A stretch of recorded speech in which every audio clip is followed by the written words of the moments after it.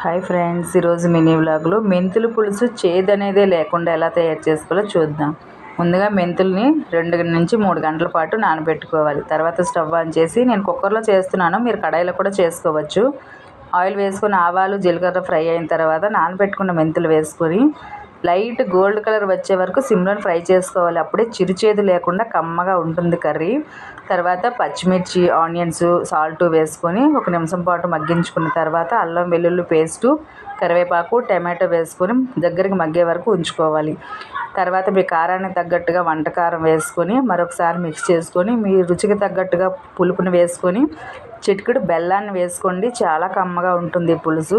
తర్వాత 3 నుంచి 5 విజిల్ వేసుకొని ప్రెజర్ దిగిన తర్వాత మనం కొత్తిమీర వేసుకొని మరొకసారి మిక్స్ చేసుకొని రైస్లో కలుపుకుంటే చిరుచేదు అనేదే లేకుండా చాలా కమ్మగా మెంతుల పులుసు రెడీ అయిపోతుంది. వీడియో నచ్చితే లైక్ చేయండి.